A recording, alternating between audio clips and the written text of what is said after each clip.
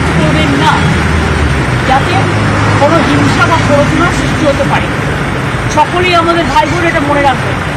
বাংলাদেশের যে ঘটনা, সেই ঘটনাতে আমরা সবাই উদ্বিগ্ন, কিন্তু সেটা নিয়ে পোস্ট করতে গিয়ে এমন কিছু লিখবেন না বা বলবেন না যাতে বাংলার কোনো শান্তি নষ্ট হতে পারে বা ভারতের শান্তি নষ্ট হতে পারে।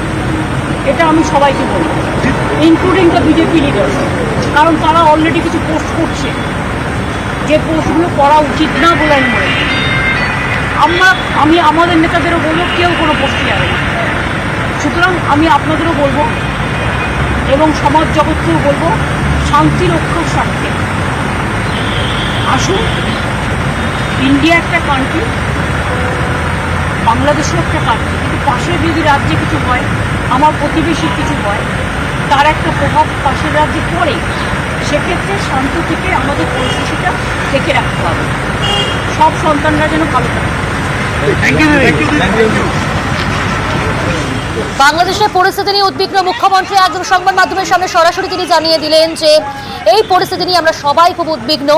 বাংলাদেশের পরিস্থিতি নিয়ে তিনি বৈঠকও করেছেন, রাজ্য মন্ত্রিসভার সেই বৈঠক এবং তড়িঘড়ি সেই বৈঠক, এবং শুধু তাই নয়, তার নির্দেশ বাংলাদেশ নিয়ে রাজ্যের মন্ত্রীদের মুখ না খোলার। সোশ্যাল মিডিয়ায় পোস্টেও তিনি নিষেধ করলেন। বাংলাদেশ নিয়ে যা বলার ভারত সরকার বলবে বলেই তিনি বার্তা দিলেন। বাংলাদেশের যে পরিস্থিতি, সেই পরিস্থিতি নিয়ে উদ্বিগ্ন মুখ্যমন্ত্রী মমতা বন্দ্যোপাধ্যায় সাংবাদিকদের মুখোমুখি হয়ে তিনি স্পষ্ট জানিয়ে দিলেন এবং তার নির্দেশ রাজ্যের মন্ত্রীদের মুখ না খোলার। শুধু তাই নয়, সোশ্যাল মিডিয়ায় কোনো পোস্ট নয়, পোস্টেও নিষেধ করলেন তিনি। বাংলাদেশের খবরের দিকে আমরা নজর রাখছি। পড়শি দেশ বাংলাদেশ, সেই দেশের যে পরিস্থিতি, সেই পরিস্থিতির দিকে আমরা একেবারেই নজর রাখছি এবং সরাসরি সেই ছবিও তুলে ধরছি। কিছুক্ষণ আগে তুলে ধরছিলাম যে বাংলাদেশের পথে জনতার ঢল, উল্লাসের ছবি ধরা পড়ছে। পাশাপাশি সেখানে এই ছবিও ধরা পড়ল, বঙ্গবন্ধু মুজিবুর রহমান তার মূর্তি পর্যন্ত ভাঙছে উত্তেজিত জনতা।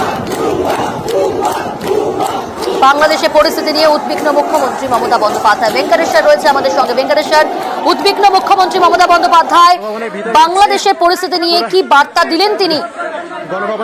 দেখো, বাংলাদেশের বর্তমান পরিস্থিতি নিয়ে রীতিমতো উদ্বিগ্ন মুখ্যমন্ত্রী মমতা বন্দ্যোপাধ্যায়। বিধানসভা থেকে বেরোনোর সময় মুখ্যমন্ত্রী সাংবাদিকদের মুখোমুখি হন এবং সেখানে তিনি বলেন যে শান্তির বার্তা যেন বজায় থাকে, কেউ কোনো প্ররোচনায় যেন পা না দেন। পাশাপাশি দলীয় নেতা কর্মীদেরও মুখ্যমন্ত্রী কড়া ভাষায় বলেছেন যে বাংলাদেশ যে পরিস্থিতি তৈরি হয়েছে সেই নিয়ে দলের তরফ থেকে বা কেউ কোনো দলের নেতা কর্মীরা যেন কোনো রকম সোশ্যাল মিডিয়ায় যেন পোস্ট না করেন। পাশাপাশি বিজেপিকেও কিন্তু নিশানা করেন মুখ্যমন্ত্রী। বিজেপির অনেকেই কিন্তু বাংলাদেশের পরিস্থিতি নিয়ে সোশ্যাল মিডিয়ায় পোস্ট করছেন। এই ধরনের পোস্ট থেকে এই মুহূর্তে বিরত থাকা প্রয়োজন, এমনটাই কিন্তু মুখ্যমন্ত্রী জানিয়েছেন। পাশাপাশি যেহেতু বাংলাদেশের যে পরিস্থিতি তৈরি হয়েছে, স্বাভাবিকভাবেই সেই পরিস্থিতির আঁচ এ রাজ্যেও আসতে পারে। ফলে সবাইকে কিন্তু সতর্ক থাকতে হবে এবং কেউ যেন কোনো রকমের প্ররোচনায় পা না দেন, সেই বিষয়ে কিন্তু মুখ্যমন্ত্রী আবেদন করেছেন। সব মিলিয়ে বাংলাদেশের বর্তমান পরিস্থিতি নিয়ে রীতিমতো উদ্বিগ্ন মুখ্যমন্ত্রী এবং মুখ্যমন্ত্রী একেবারে শান্তির বার্তা দিয়েছেন। কেউ কোনো প্ররোচনায় বা কোনো রকম সোশ্যাল মিডিয়ায় কেউ যেন পোস্ট না করেন। বিজেপিকেও কিন্তু নিশানা করেছেন মুখ্যমন্ত্রী। অনেকেই পোস্ট করছেন সোশ্যাল মিডিয়াতে, এইগুলো যেন কেউ না করেন, সেই বিষয়টাও কিন্তু সতর্ক করেছেন মুখ্যমন্ত্রী মমতা বন্দ্যোপাধ্যায়। সব মিলিয়ে মুখ্যমন্ত্রী একেবারে উদ্বিগ্ন বাংলাদেশের পরিস্থিতি নিয়ে এবং বাংলার যে পরিস্থিতি নিয়ে এখানকার রাজ্য প্রশাসনকেও কিন্তু সতর্ক করা হচ্ছে। মুখ্যমন্ত্রী একেবারে নির্দেশ দিয়েছেন, ফলে শান্তির বার্তা যেন বজায় থাকে, প্রত্যেকেই যেন এই শান্তির বার্তা বজায় রাখেন, সেই আবেদনও কিন্তু করা হয়েছে মুখ্যমন্ত্রী মমতা বন্দ্যোপাধ্যায়ের তরফ থেকে। ধন্যবাদ ভেঙ্কটেশ্বর। বাংলাদেশের পরিস্থিতি নিয়ে উদ্বিগ্ন মুখ্যমন্ত্রী মমতা বন্দ্যোপাধ্যায়। বাংলাদেশ নিয়ে রাজ্যের মন্ত্রীদের মুখ না খোলার নির্দেশ, তার আবেদন শুধুমাত্র রাজ্যের মন্ত্রীদের জন্য নয়, রাজ্য বাসিন্দাদের জন্য তিনি আবেদন করেছেন যে কেউ যেন সোশ্যাল মিডিয়ায় পোস্ট না করেন এবং নিষেধ করছেন তিনি বাংলাদেশ নিয়ে। এবং তিনি বার্তা দিয়েছেন যে বাংলাদেশ নিয়ে যা বলার ভারত সরকারই বলবে। আমরা কথা বলেছিলাম আন্তর্জাতিক সম্পর্ক বিশেষজ্ঞ প্রণয় শর্মার সঙ্গে। শেখ হাসিনার সঙ্গে ভারতের সম্পর্ক খুবই ঘনিষ্ঠ এবং যবে থেকে নরেন্দ্র মোদী এখানে ক্ষমতায় এসেছেন খুব গভীর হয়েছে সেটা, এবং অনেক ধরনের কোঅপারেশন হয়েছে, বিভিন্ন ফিল্ডে কাজকর্ম হয়েছে। সুতরাং তার চলে যাওয়ায় নিশ্চয়ই একটা অনিশ্চয়তার সৃষ্টি করে। বাংলাদেশে অনিশ্চয়তা যদি থাকে তার একটা প্রভাব নিশ্চয়ই ভারতেও পড়বে। সেখানে যদি মারধর চলে, এই ধরনের গোলমাল চলে, তাহলে অনেক লোক হয়তো আশ্রয় নেবে ভারতে। এটা ছাত্র আন্দোলন ছিল নিঃসন্দেহে। সেখানে আমার মনে হয় যে শেখ হাসিনা যদি তাদের সঙ্গে নিজে এনগেজ করতো, যেটা তিনি করতে সেখানে আমার মনে হয় তিনি ভুল করেছেন।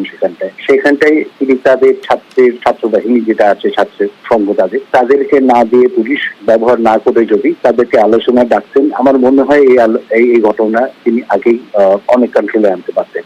এখানে বাংলাদেশের যে অপোজিশন যেটা আছে, ধরুন বিএনপি বলুন, জামাত বলুন, এটা তো বহুদিন ধরে ক্ষমতায় নেই এবং তারা চেষ্টাই করছিল যে কিভাবে তারা ফিরবে, এবং এই ধরনের সুযোগ তারা নেবে। অনেক দিন ধরে মানুষের যে ক্ষোভগুলো, রাগগুলো, সেগুলো থাকে, এই ধরনের কোন একটা ঘটনায় সেটা বাইরে চলে আসে। আন্তর্জাতিক সম্পর্ক বিশেষজ্ঞ প্রণয় শর্মার বক্তব্য তুলে ধরলাম।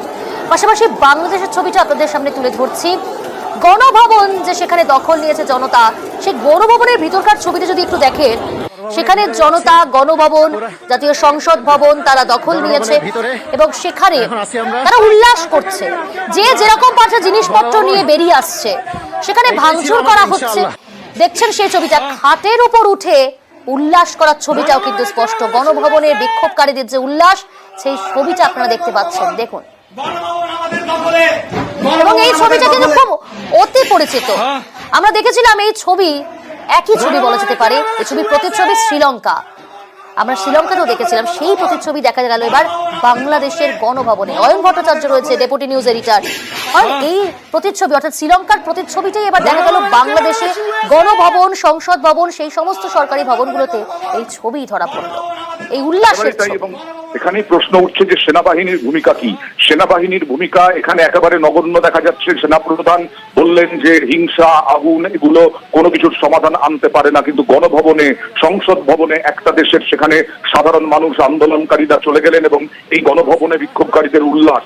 এখানে সেনাবাহিনী একবারও আমরা দেখলাম না পদক্ষেপ করতে, বা শুধু তাই নয়, ছবিতে দেখতে পাচ্ছি সেনাবাহিনীর তারা দাঁড়িয়ে রয়েছেন, সেনারা দাঁড়িয়ে রয়েছেন, তাদের সামনে দিয়েই জনতা ঢুকে যাচ্ছে গণভবনে। এই বিষয়টা যে কাজে লাগানো, যে ক্রোশ, যে আক্রোশ, যে বিক্ষোভ এতদিন ধরে মনের মধ্যে পুষে রেখেছিলেন বাংলাদেশের মানুষ শেখ হাসিনার বিরুদ্ধে, সে আক্রোশটাকে আরো কাজে লাগানো, যাতে একেবারে সেনাবাহিনীর প্রতি তাদের সমর্থন জানান বাংলাদেশের মানুষ। এবং যেখানে বলেছেন, বাংলাদেশের সেনাপ্রধান নিজে বললেন যে আমাকে আপনারা বিশ্বাস করুন, আমার উপরে ভরসা করুন, আপনারা আমার উপরে, হয়তো এরপরে হয়তো পরিস্থিতি সামান্য হয়ে যাবে, ঠিকঠাক হয়ে যাবে, কিন্তু এই যে এখন চলছে সেটা বাংলাদেশের সেনাবাহিনী চাইছে যাতে তাদের প্রতি, বাংলাদেশের সেনার প্রতি যাতে ভরসাটা, বিশ্বাসটা এইটা থাকে, আক্রোশটা আরো বাড়ে শেখ হাসিনার বিরুদ্ধে। ইতিমধ্যে আমাদের দেশে ভারত বাংলাদেশ সীমান্ত বিভিন্ন জায়গায়, যেমন পেট্রাপোল সীমান্ত সিল করে দেওয়া হয়েছে। হিলি সীমান্তের ওপারে অর্থাৎ বাংলাদেশের সীমান্ত এলাকায় ব্যাপক ভাঙচুর, এবং আমাদের এখানে বিভিন্ন সীমান্ত সিল করে দেওয়া হয়েছে। অন্যদিকে আরো কিছু জায়গায়, যেগুলো বাংলাদেশ সীমান্তের লাগোয়া, মালদা থেকে আরম্ভ করে, মুর্শিদাবাদ থেকে আরম্ভ করে বিভিন্ন জায়গায় সেনাবাহিনী এবং বিএসএফ ব্যাপক নজরদারি রাখছে। ইতিমধ্যেই যা জানা যাচ্ছে, শেখ হাসিনা লন্ডনে যাচ্ছেন, লন্ডনে চলে গেলেন, এবং আন্তর্জাতিক বিশ্লেষকরা মনে করছেন আর কোনোদিনও ক্ষমতায় আসার সম্ভাবনা থাকছে না। আগামী 10 বছর হয়তো দেখতে হবে ভবিষ্যৎ সেনার হাতেই রইল বাংলাদেশে। প্রিয়াঙ্কা, কারণ একই সঙ্গে এই বিষয়টা একটু জানতে চাইবো, বাংলাদেশের প্রধানমন্ত্রী শেখ হাসিনা দুপুর 2টো নাগাদ দেশ ছেড়েছেন, কোথায় যাচ্ছেন এই ব্যাপারে সর্বশেষ কোনো আপডেট কি পাওয়া যাচ্ছে? আপডেট হচ্ছে লন্ডনে যাচ্ছেন তিনি, লন্ডনে যাচ্ছেন হাসিনা। বাংলাদেশ ছেড়েছেন বাংলাদেশের সময় দুপুর 2টো, এবং তারপরে তিনি লন্ডনে যাচ্ছেন, লন্ডনে আশ্রয় নেবেন, এরকমটাই জানা যাচ্ছে। লন্ডনে জানা যাচ্ছে যে দেশে আর, আন্তর্জাতিক বিশ্লেষকরা মনে করছেন, আশঙ্কা করছেন, দেশে ফেরার আর কোনো সম্ভাবনা থাকছে না শেখ হাসিনার পক্ষে। শেখ হাসিনা নাকি শেষ সময়ে একটা ভাষণ রেকর্ড করার চেষ্টা করেছিলেন বা দেশ ছাড়ার সময়, কিন্তু সেই সুযোগটুকুও তিনি পাননি, কারণ সেনাবাহিনী অনেকে বলছেন যে সেনাবাহিনী আসলে সরিয়ে দিয়েছে শেখ হাসিনাকে, কারণ শেখ হাসিনার ওপরে আক্রমণ নেমে আসতে পারত। হাসিনার সঙ্গে তার বোন রেহানাও, তারাও লন্ডনেই যাচ্ছেন দুজনে মিলে। বেশ,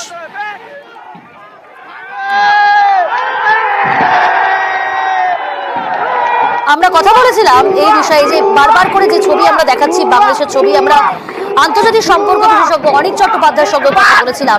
তিনি কি বলছেন একবার শোনাবো আপনাদের।